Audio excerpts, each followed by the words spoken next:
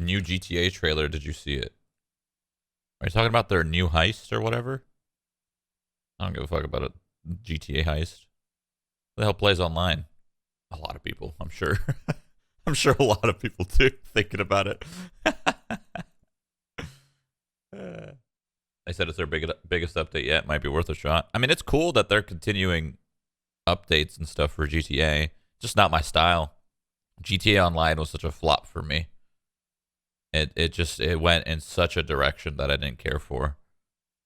Turned into some like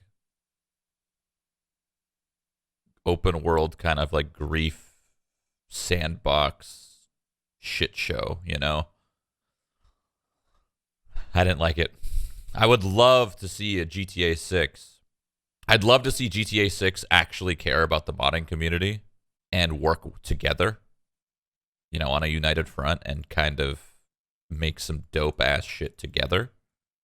I doubt it'll happen, but I think that'd be big if the next GTA truly cared about community. Ooh, man. So sick. That'd be so sick. It ain't gonna happen. I know.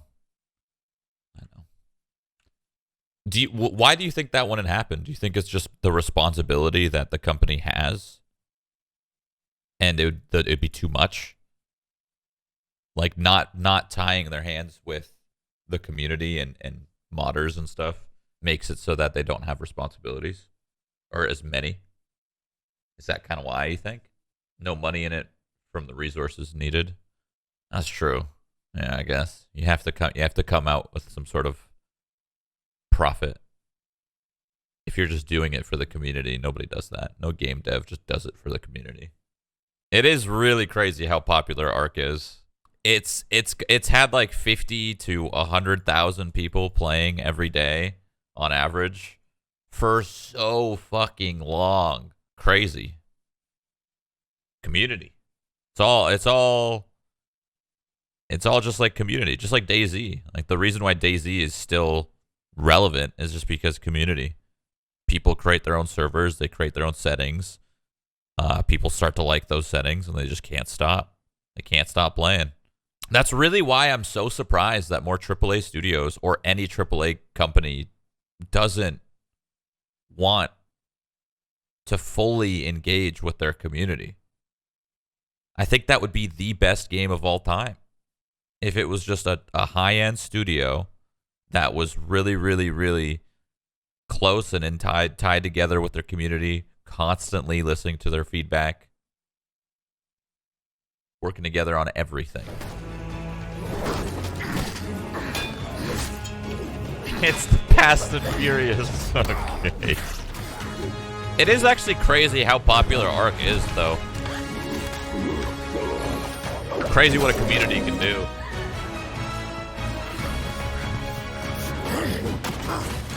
Oh, you're right. Vin Diesel owns part of the company.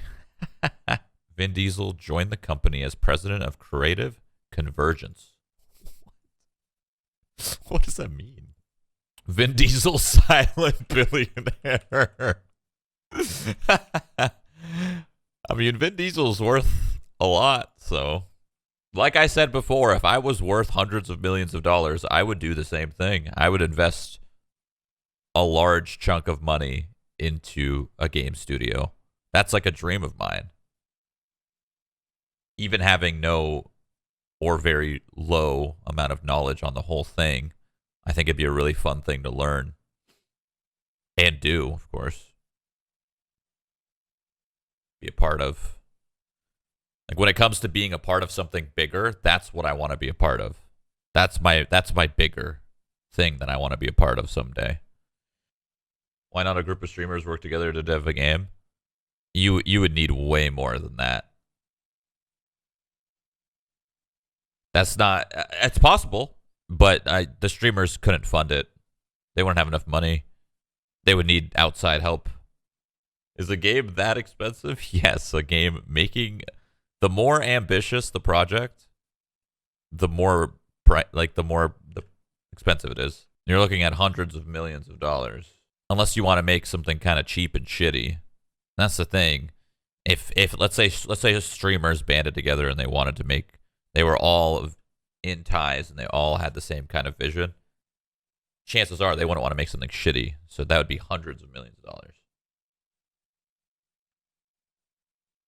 But you could very easily make a shitty game and make hundreds of millions of dollars. You could do that easily. Well, I want to say easily. You have to be a smart ass group of people or smart ass dude. Like Phasmophobia is a good example. I don't think it's made hundreds of millions of dollars, but it's made a fuck ton of money with a very small staff. Same with Among Us. E.T., the worst game ever made, cost $35 million in 1983. Yep. Did you watch Back for Blood? No, I didn't. Back for Blood trailer. This literally looks like Left 4 Dead. It's like the same fucking game. I mean, why not? Why not, right? People haven't had a new Left 4 Dead in a while. This is probably why Valve doesn't want to make a new Left 4 Dead, because there is, from judging from this, of course, it's not the full game or anything, but judging from this, it seems like it's not. There's nothing new about it. It's just the same kind of game. Valve is very, very specific and particular about, like, when they make a game and they publish a game, like, it's gotta be good. It's gotta have something new to it. Yeah, after seeing that, it makes sense why there's no new Left 4 Dead. If that was actually the company behind it, Valve isn't gonna settle for just the same game. No, Valve doesn't do shit like that. Valve takes fucking 10, 15 years to make their games, because then they got to make sure something new about it. That's why Half-Life Alyx was in VR, because, well, one, they have a VR machine that they were trying to sell, and two, that's kind of new. That was like a first. They like to be firsts in things. I believe Half-Life 1 was first in voice acting, in like voice, like, you know, characters talking in the game and shit. Like, it was one of the first games that did that very well. And I believe Half-Life 2 was one of the first games that had very, very good physics and facial expressions and features and stuff.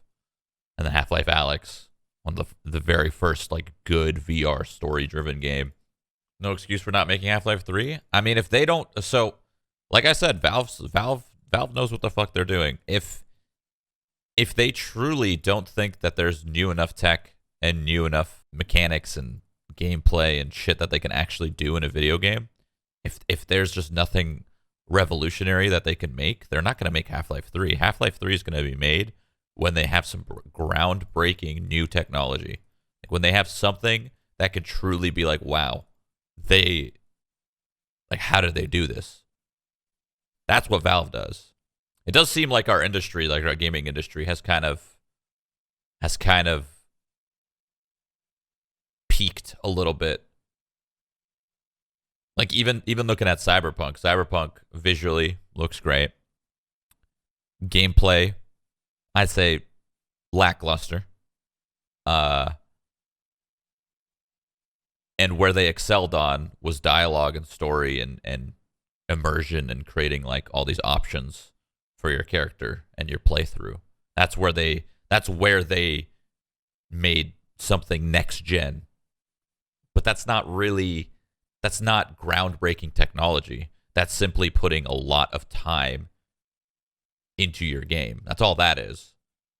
So even a game like Cyberpunk, 8 years in the making or whatever, 6, 7 years. You know, nothing. There's no new tech. There's no new groundbreaking things like that. We've kind of hit a peak a little bit. The new Flight Simulator is the biggest groundbreaking game. True. The new Microsoft Flight Sim definitely did something super unique that I hope more games follow. If you're trying to make a game on sheer scale and size, I think you do it the Flight Sim way. a multiplayer game. That'd be fucking awesome. I can't even imagine how many like latency issues you'd have, but fuck it. I have no idea why there was so much hype around Cyberpunk. Red Dead Redemption and Rockstar were in the same shoes with 8 years of development, crazy reputation. Well, yeah, and Rockstar, Red Dead Redemption 2, and GTA 5, think about how well it did.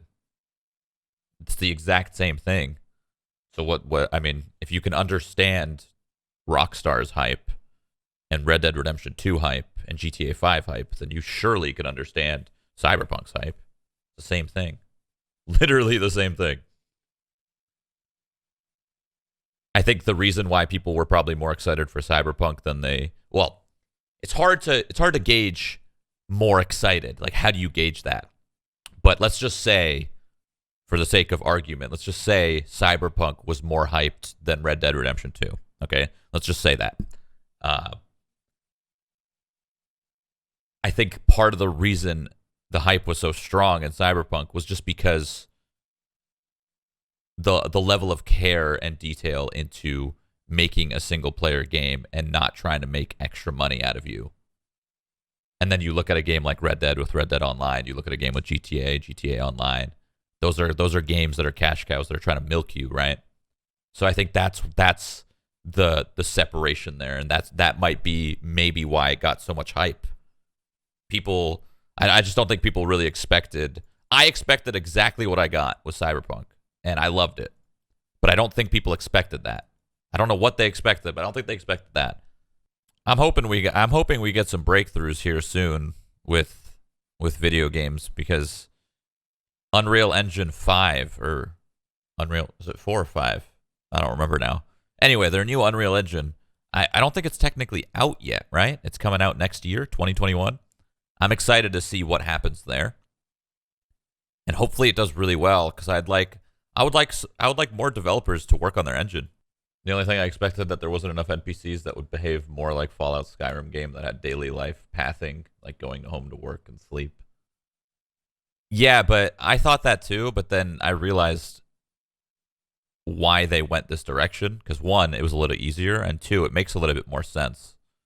You're living and playing in Night City, which is, I mean, if you've been to a big city, it's all of these people walking around, and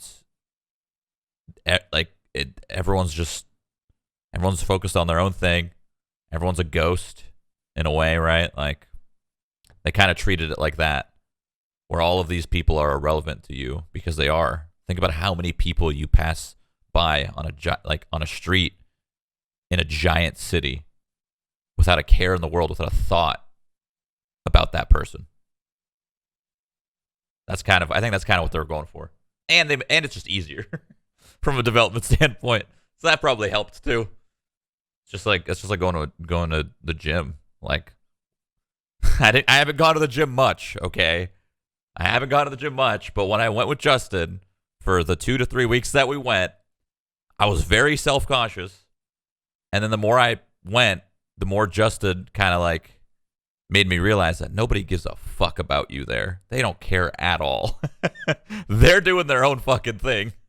They don't give a fuck. Same thing when you're walking past somebody on the street. They're not thinking about you at all. They got their own lives to worry about. Ain't nobody got time to worry about others, especially strangers. Back in the workout days. God damn it, Justin. Did I ever get recognized in the gym? Yeah, me and Justin both, actually. Couple times. Justin always knew, too. He saw that look in the person's eye, and he's like, bro, this person knows you. I'm like, what? No? Huh? And he was right every single time.